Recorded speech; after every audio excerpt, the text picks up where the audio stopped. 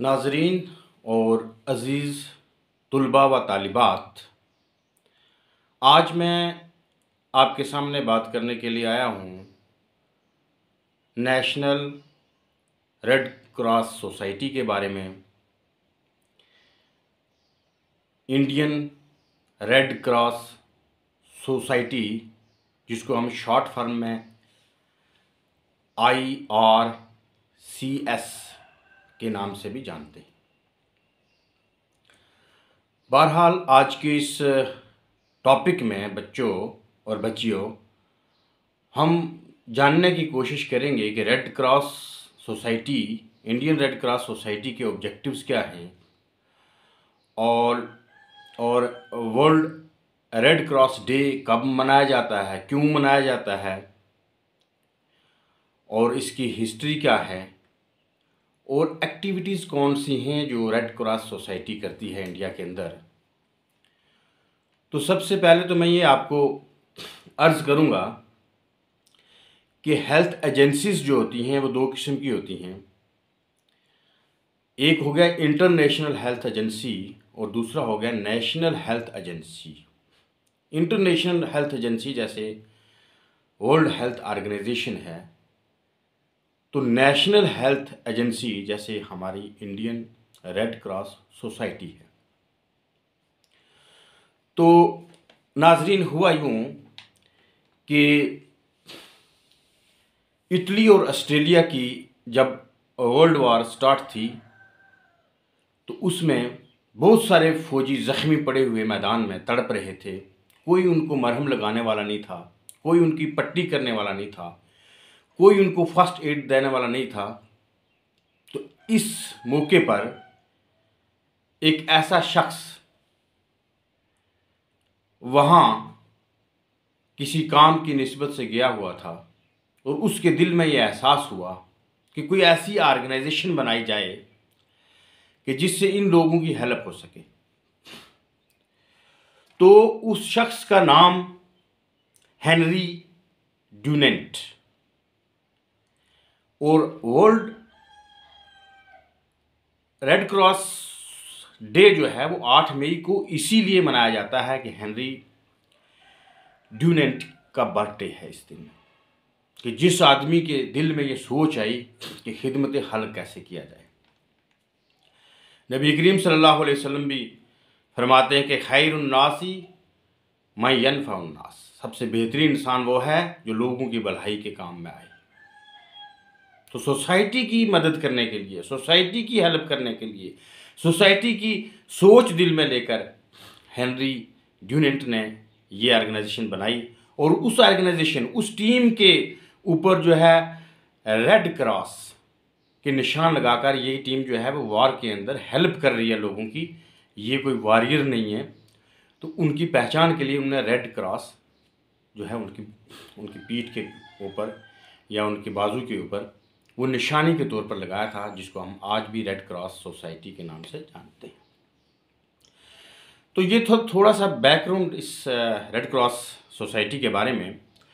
अब Indian Red Cross society जो है ये 1920 में ये कायम हुई और इसका हेडक्वार्टर जो है वो दिल्ली में है और 655 यानी 655 इसकी जो ब्रांचेज हैं, जो अलग अलग डिस्ट्रिक्ट में, अलग अलग स्टेट्स में, अलग अलग गाँव में, अलग अलग यूटीज़ में जो है वो काम कर रही हैं। तो इसके अलावा इसके जो प्रिंसिपल्स हैं, असूल जो हैं इसके काम करने के, वो क्या हैं कि ह्यूमैनिटी बेस पर ये सोसाइटी काम करती है। इम्पार्शलिटी इसमें नहीं होती है कि फ़लाँ हिंदू है, फ़लाँ मुस्लिम है, फ़लाँ अमीर है, फ़लाँ गरीब है, फ़लाँ उस कास्ट से है, फ़लाँ उस society. No impartiality, only humanity base.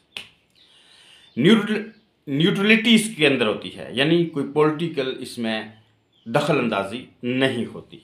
Volunteers होते हैं इसमें और इंडिपेंडेंस बॉडी है ये, और वॉलंटियर सर्विसेज ये करते हैं और यूनिटी का एक पैगाम देते हैं और यूनिवर्सलाइजेशन को एक सामने लाते हैं कि पूरी कायनात की जो खिदमत हम कैसे कर सकते हैं, उनके अंदर एक जज्बा होता है।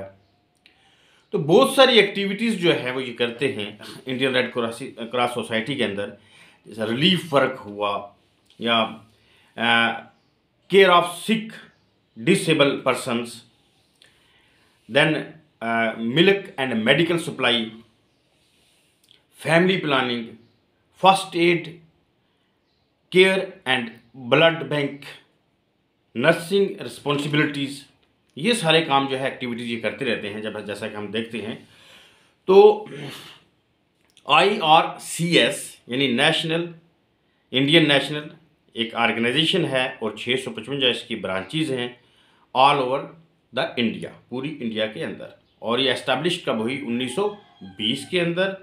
और हेड क्वार्टर इसका कहाँ है? दिल्ली में। तो ऑब्जेक्टिव इसके काम का या इनकी एक्टिविटी जो है इम्प्रूवमेंट ऑफ हेल्थ, यानी जितने भी बीमार लोग हैं उनकी हेल्थ को सही किया जाए। देन डिसास्टर रिलीफ, यानी फ्लड आ गया है, अर्थक्वेक आ गया है, कोई फ्लू फैल रहा है, कोई बीमारी फैल रही है, जैसे कोविड-19 था, तो वहाँ पर उनकी रिलीफ के लिए काम करते हैं।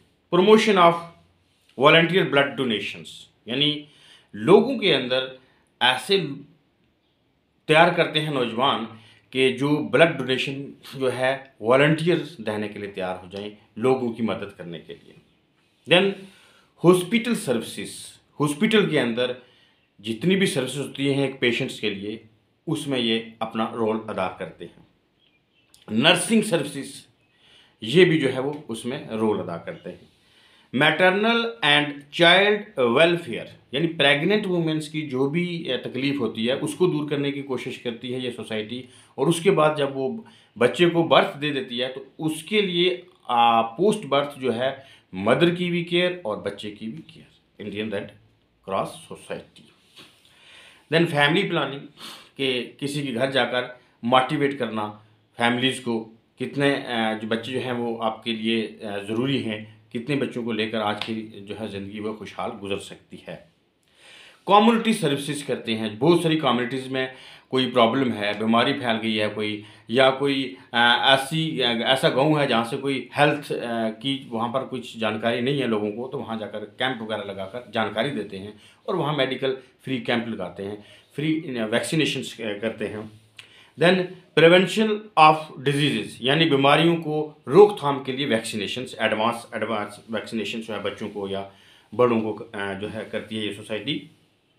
एम्बुलेंस सर्विसेज देते हैं, किसी सीरियस पेशेंट के लिए जो है यहाँ से जम्मू जाना है, श्रीनगर जाना है या दिल्ली जाना है, कहीं पे भी जाना है, एम्बुलेंस फैसिलिटीज़ प्रोवाइड करते हैं। Then collection of blood for transfusion, यानी नौजवान इसमें या दूसरे जो है नर्सें वगैरह जो हैं वो ब्लड कलेक्ट करती हैं डिफरेंट प्लेसेस से ब्लड बैंक के लिए, ताकि लोगों को उसको ट्रांसफ्यूज़न की जाए, नीडी पर्सनस को। तो इसमें जूनियर रेड क्रॉस सोसाइटी भी होती है, जिसमें बॉयज़ एंड गर्ल्स जो है वो अंडर ट्रेनिंग जो होते हैं या ट्रेनिंग BSc कर रहे होते हैं, उनको जो है इस्तेमाल किया जाता है लोगों के ब्लड वगैरह कलेक्शन करने के लिए और बाकी काम जो है विलेज लेवल पे करने के लिए। तो फ्री मेडिकल कैंप वगैरह वगैरह। तो इस सोसाइटी की जो है वो जितने भी एम्प्लॉयड हैं या बहुत सारी ऑर्गेनाइजेशन हैं वो इस सोसाइटी की वक्तन फ़वक्तन हेल्प भी करते हैं और रेड क्रॉस सोसाइटी के लिए फ़ंड भी कलेक्ट होता रहता है और ये फ़ंड जो है सोशल वेलफेयर के लिए इस्तेमाल होता है। तो इसके साथ ही मुझे दीजिएगा इजाज़त अगले टॉपिक तक के लिए, तब तक के लिए रब राखा। जय हिंद।